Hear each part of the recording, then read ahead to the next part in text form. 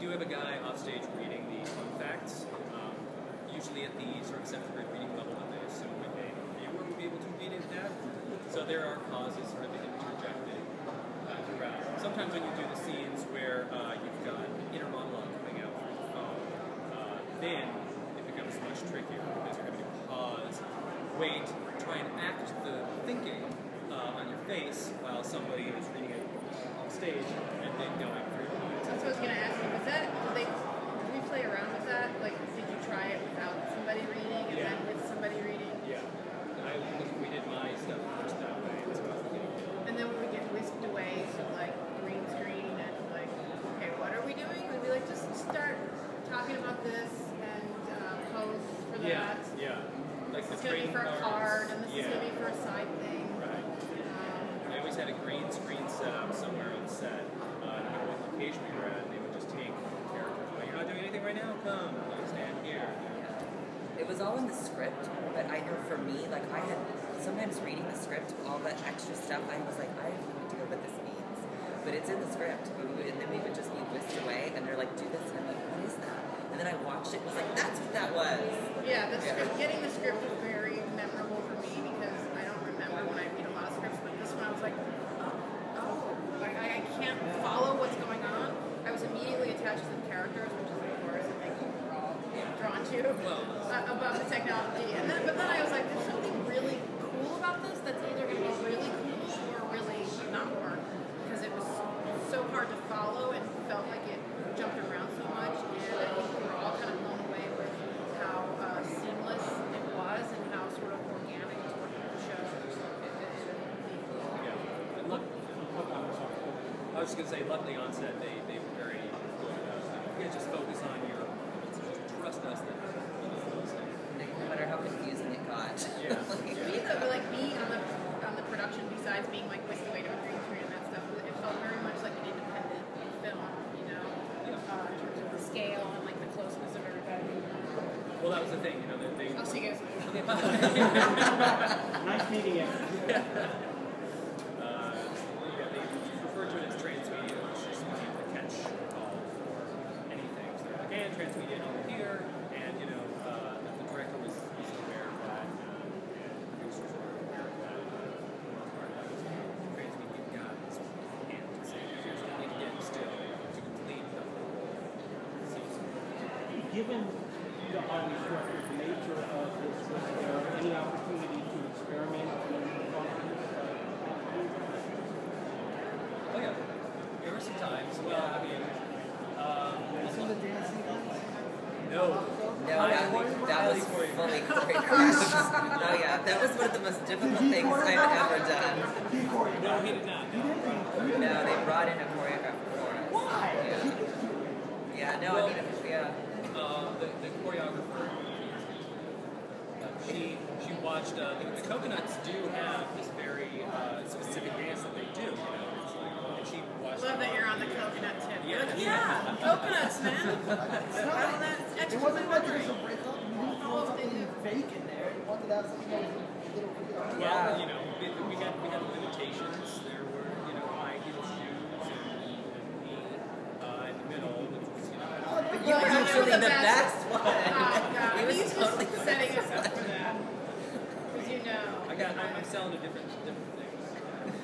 Jamie, Oh, I see. was your character what your character was, or did they change it because? I'm looking at you lately. Before they reminded me, I actually had forgotten about her. I had almost forgotten who you were. You look amazing. Thank you. Really No, they wrote Michelle as that. And they wrote Michelle. Yeah, I mean Zach came up with the character. You know, he's one of the creators, Zach Schiff Abrams. And when they were writing the series, it was Zach's intention to have a transgender character in this show, which I thought was amazing. And then when the casting process came about, really breaking in terms of because of that last episode of being less obvious of that fight of I'm not like others. Yeah, I don't know if that was because of me, but I know when I read the pilot, you know, nothing really changed when I read the pilot from when I auditioned. I think they had an idea in their mind of who Michelle was, and then after the audition process, it sort of expanded on that idea of who she was, and you know, I'm just really happy that I was able to audition and that they saw me and they liked me, and then, yeah, and then, you know, possibly, yeah, maybe they molded Michelle around who I was, and as our characters got to know each other, you know, and all of that, but I just think it's so amazing that they... That's what I want to ask you. Choosing it, right? You know, I would think if you really branched out and it looks so great that you wouldn't necessarily even audition for it. Well, that's what I was wondering. yeah. So See, well, there are a lot of transgender roles that I don't audition for because they are looking for something specific. You know, maybe someone who like is a little more obvious, you know, or earlier on in their transition. But there's something that just... You know what? It clicked with Michelle. You know, she's young. She's just a girl with like a crazy job. You know, with these friends, and you know, at the end of the day, They we all have read things. a spectrum. Yeah, I mean, there were. It's. I know the day that I was there for the mix and match, which is sort of like a chemistry test. I was up against a couple of other really great girls for the part, you know, and we all went in, you know, and there were different Petes and different Michelles, and Mary-Lynn was cast right off the bat because she's amazing. And we all had to go in and do it with different people, so it was like me with Hank, and then me with someone else, and then Hank with someone else, and the whole thing, and then this dynamic like just clicked from the beginning. So tell me about being able to where were the places that were there like specific places where you take well, you know, it was while we were on set, sometimes as we were working, we would just say, okay, this will work, whatever. So it wasn't so much we were like, just keep rolling, guys, we're going to get crazy with here. It's like we talked it over with someone came up with your shirt, and we came up with, you know, lines that, you know, alternates, essentially. And we do it like 4 or 5 different ways. You know, we didn't know which one they were going to use until after the fact, which I guess is how they do all these things too. In that they, You know what scene sort of felt the most improv? Because it was at the end of our shoot, and we chose the best one when we were in the car.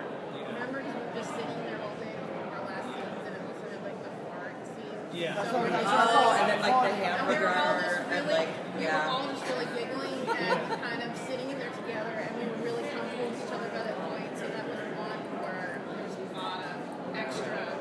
Maybe that was just my opinion. I couldn't No, it's true. And there's also like. Yeah. And there's some bonus scenes at the end, like as the credits roll. There's some really funny stuff in there that was like a little improv, the sort of like outtakes that are like little jewels that they threw in at the end, which I think are hilarious. I was a little jealous because Matt Jones plays my roommate. He gets to do more improv than anybody else. Like just literally say the camera. Just be awkward and hilarious. And be like, I got it. all that stuff in your room? That seems completely improv.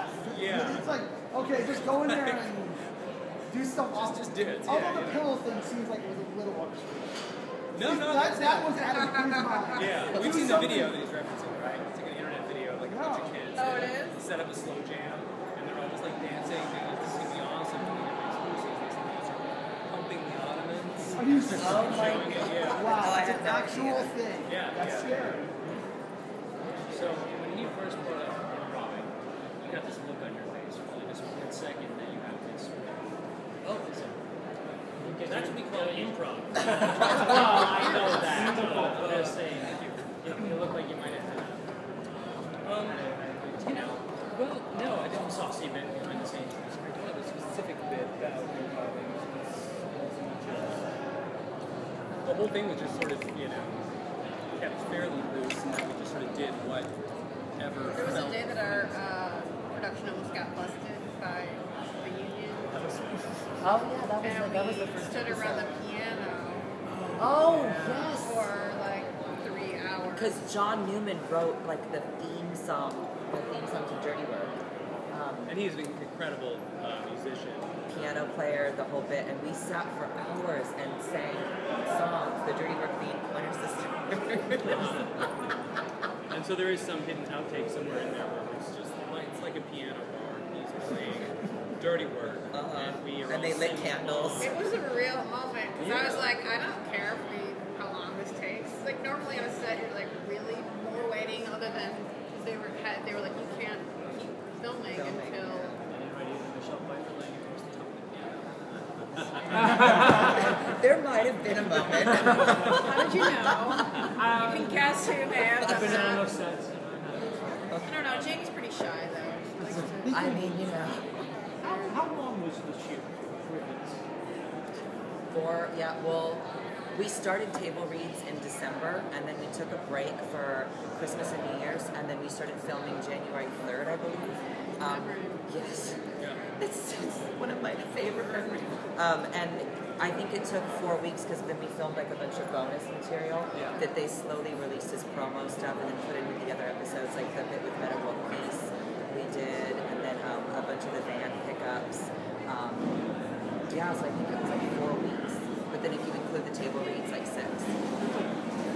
Strikes me as a pretty relaxed shoot schedule for this particular thing. Was it amazing going Well, yeah, I mean, as far as being on set, I think it was an amazing experience. We did have some long days, but you know, it's like I'm always ready for that. I mean, we're all used to working like a lot, and especially when you're working with people that are so amazing and so talented and so nice.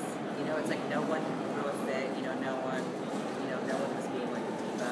So it just was Except Meta World Peace. Yeah. In my Except mind. that was His name is Meta World Peace. It's true. Speaking on the music, if the show continues, you didn't actually sing. So I was like, oh man, it was the actual writer who singing. In your mind, how would they tackle that? Would you have to just lip sync, or would you have to learn how to sound like him? I many times said, whenever you want me to come in and lay down some tracks, we would do it, And we did actually sing off of the Coconuts. Yeah. The backup singing, we did But I mean, I actually liked his demo tape. It was good, right? They're No, pretty. he's a solid Multi-millionaire. songwriter, and I think I actually like. I'm not sure which one I like more, the one that pops up or the one that plays during the credits, because there were 2 songs, and I assumed they were both supposed to be from from the the demo. mix, for the demo. Yeah. And the demo had 2 covers, which kind of really confused me. How do you mean? You have 2 minutes, sorry. On the pop-up, there's an actual cover, and the demo has a different title Oh. than the demo that you're Fighting trying to get out. Yeah, it's like a totally different album. It's a completely it's a title and everything. Like it's it's just you wanted to remix it and got a real album done or something. It's kind of. So is this it for Dirty Work? Is there a Dirty Work 2? Have you heard anything? No, not. Yeah, what do you haven't know? called me. What do you know? You might find out. Yeah, maybe. I mean, we're all, I know. I'm available. We're all available. I would love to do more. Do you guys think that this sort of They're not pulling you to be David's girlfriend. What's that? They're not pulling you to be David's new girlfriend over on the set of Arrested Development.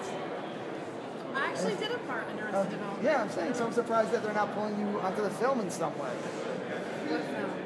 The Arrested Development film. The Netflix show? The one that they're filming right now. I did a good part. Oh, you did on the new one. Okay. But I wasn't playing David's girlfriend. Well. I was playing a sidekick to Jeffrey Tambor. Okay. A woman named Heartfire, who only emotes. She does not speak. She just emotes. I was talking to David a couple of weeks ago. So. You were? Yeah, I bumped into him in Brooklyn just. Yeah, but I did. Yeah. He said they're still on the set. He said Sidetrack. he's got this stupid mustache right now. But I think it's like episodes. Is I it don't think episodes? Is that what it for is? Netflix. Okay. I don't think they're gonna release the. But the writing is wild. All the stories go into it. Anyway, yeah. They're not, it's not a movie. It's a TV show. Yeah, but the thing. Give us some Abercrombie and Fitch. Yeah, no, I layers.